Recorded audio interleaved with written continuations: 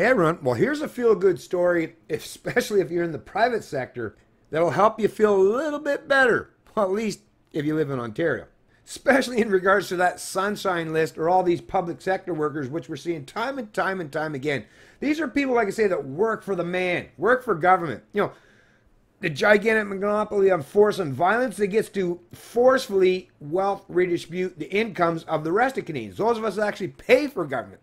And what we're seeing today, the representation of decades of that and the buildup of that throughout those decades is now the public sector, those who are supposed to serve the public, are now living like kings and queens in comparison and contrast to those they're supposed to serve. Like that actually, once again, Orwellian, double-speak public servants, but yet they don't serve. They actually, if you've ever been to any place that's a government organization or institution, they're not serving you. They think that they're your superiors. They think they're your owners, and they look down upon you. And if you've ever gone anywhere to deal with these bureaucrats, you know that's the truth. So yes, at the very least, for a little reprieve for we taxpayers, those of us that are forced to pay for these entitled so-called public servants, but in reality they're not public servants. They're just part of the government, part of the gang that wants to dictate, control, and micromanage every aspect of our social and economic lives and benefit socially and economically while doing so. So I'm definitely on board with this initiative from the Ford government. Headline out of City News: Ontario considers capping public sector wage increases, by Alison Jones, Canadian Press. April 4th, 2019. Ontario has taken aim at the wages of public sector workers as the progressive conservative government tries to balance the budget, including possibly imposing hard caps on pay increases.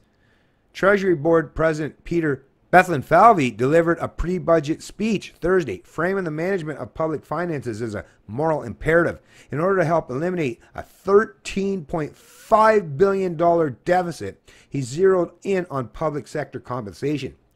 When we talk about controlling spending or managing expenditures, we must realize that a central component of this conversation is public sector compensation, he said. Yeah, it's not even just their pay. Not only their pay is much higher than their private sector counterpart, which that's the thing. Those of us in the private sector, you have no safety net. You don't have a job for life. Especially now, private sector employment is very precarious for large segments of the population today, and your wages have been stagnant basically for 4 decades. And I mean, I can just tell you, just since, mid-80s for myself, yeah, wages today, especially when you compare them to the price inflation of everything that I pay for. Actually, I would have been better off back in the 80s making like $5-6 an hour than I am today making 3 or 4 times that amount. And the result of that is government debts, printing of our currency to stimulate, basically public sector jobs, because they're not stimulating the economy for we lowly taxers. When they talk about stimulating the economy, it's for the connected class. It's not for us, folks. It's never for us.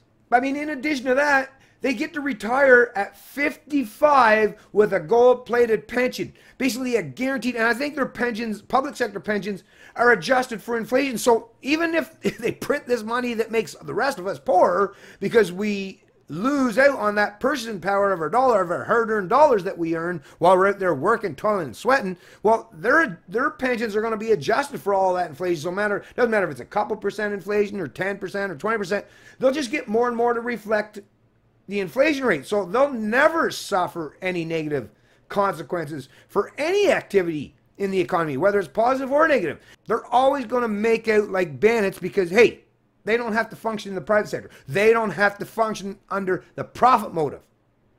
Which, the profit motive, folks, listen, a lot of you people, especially you socialist types, know the profit motive is the only thing that we have to keep people properly incentivized as far as holding them accountable in economic activity. If you don't provide something that the people truly need or desire, well, your business model should fail as a result. And we see that happen all the time in the private sector. You've never seen that in the public sector. You've never seen a department in the government ever have to go through bankruptcy, have you? Or people being laid off, losing their jobs, have to go to the food bank, right? No, you don't see that. Why? Because they can plunder the rest of us to pay the increased compensation that these people in the public sector feel entitled to. Let me be clear, our public sector workers have earned their generous compensation. I am amazed every day by their hard work, dedication, and diligence. But we must be honest about what we can reasonably afford while ensuring the sustainability of government programs and services. Anyways, once we get to this point, it's like, oh, you're going to play that politics game, are you? Going to try to play up both sides of that equation. Yeah, I'll post a link to the article in the description video below. Not going to read any more after I hear that kind of bullshit. Don't want to hear that crap where they're just trying to give. No, listen. There's no way this person could even say that. You're going to say that for every employee in the public sector. How are you going to do that without a price mechanism, or them have to actually show where they're actually, economically viable or benefiting the company, like in the private sector, where you're actually, something that's actually being productive enough, that's generating enough revenue for them to keep you gainfully employed. Well, that's not the same in the government. So to even put forth that kind of position is, once again, they're just playing politics here. But anyways, like I say, folks, at the very least, I will agree with the Ford government. Haven't been happy with everything they've been doing since they come to power, but at the very least, when they're talking about shrinking, although at this point it's not really shrinking, but at least stagnating the growth of the public sector and their entitled compensation and gold-plated pensions and living off the backs of the Canadian taxpayers in this country. Yeah, I'm very much on board with that. And I'm sure I'll get lots of hate from those that work in the public sector. And yeah, there's a lot of them in Canada. What are they up to? Like 4.1 million when you take into account the federal, provincial, and local. Everyone that works for the government in Canada, yeah, I believe that number is 4.1 million. Hey, it might be higher. It's been a while since I've checked. And actually, they don't put out that statistic very often. I had to actually find that in an article from Neil MacDonald on the CBC, and it's like, what, a year or so ago, just even learned that.